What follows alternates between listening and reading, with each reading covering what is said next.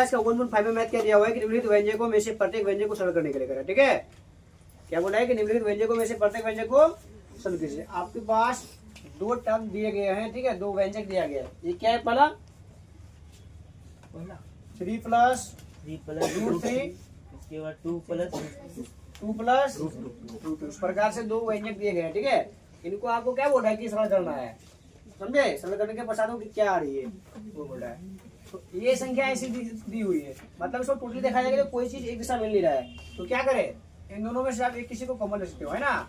हम 3 को यहाँ से कॉमन ले रहे हैं तो क्या देंगे, 2 प्लस रूट 2 इंटू क्या होगा, फिर से रूट 3 को कॉमन लिए तो क्या हो जाएंगे, 2 प्लस रूट 2।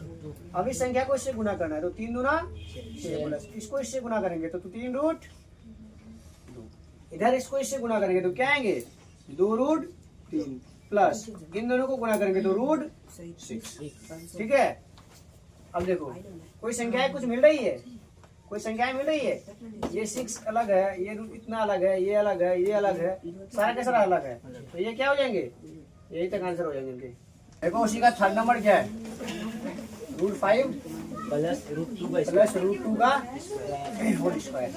ये क्या होंगे, a प्लस b का होल स्क्वायर नहीं हुआ, उसके अकॉर्डिंग ये बनने वाले हैं। तो क्या आएंगे, पहले a square plus 2a b plus क्या गया स्क्वायर। इसका वर्ग कितना है, 5 ही आएंगे। और इधर कितना हो गया, 2 5 दूना 10 रूट 10 प्लस इधर 2 तो 2 रूट 10 प्लस क्या हो जाएंगे, 7 प्लस 2 रूट 10। हम लोग सेम वैसा ही एक्सरसाइज 1.5 का 5 वाला मैथ। इसमें क्या रहा है कि निम्नलिखित के हरों का परिमाण करने के लिए करा है। तो 1/√7 दे रखा है, 1/√7 इसका क्या करा है, परिमेयकरण। हर का परिमेयकरण करने के लिए कहा, मतलब क्या हो गया, ऊपर वाले को क्या बोलते हैं, ऊपर वाले को, और ये क्या हो जाएंगे हर। तो इसी का परिमेयकरण करना है, अर्थात क्या करना है, इसको गुणा का चिन्ह दे करके इसी संख्या को आप डबल लिख दीजिए, इसी संख्या को डबल लिख दीजिए। फिर क्या होंगे, 7 को रूट 7 को 1 से गुना करेंगे तो रूट 7 डिवाइड ये गुना हो जाएगा तो क्या हो जाएगा, इतना आएगा। ये आंसर आ गया, समझ आया। दूसरा देखो, दूसरा थोड़ा बदल जाएगा। ये फर्स्ट क्वेश्चन, सेकंड क्वेश्चन देखो इसका 1/√7 माइनस √7 क्या दिया हुआ है, 1/√7 माइनस √6 ऐसा ना है। अब इसका हर परिमेयकरण करने का है, अब क्या चीज लगाइए, गुना का निशान लगाइए, इसको डबल करना है। क्या करना है, डबल। फर्क कितना रहेगा, अगर ये माइनस में है तो प्लस में करना पड़ेगा, समझे।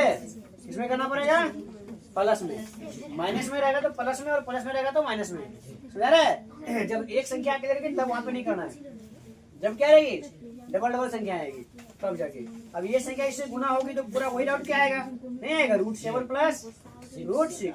इधर कितना आ गया, गुना होगा ना, तो ये a minus B A plus B, a minus B A plus B, A square minus B square, A square minus B square, ठीक है। यहाँ क्या रह गया, √7 प्लस √6 डिवाइडेड बाई क्या होगी, 7 का 7 और 6 का 6, √7 प्लस √6 ये माइनस हो जाएगा तो 1, लौट के वही आ गए, समझा रहा है। कितनी इसका आंसर होगा,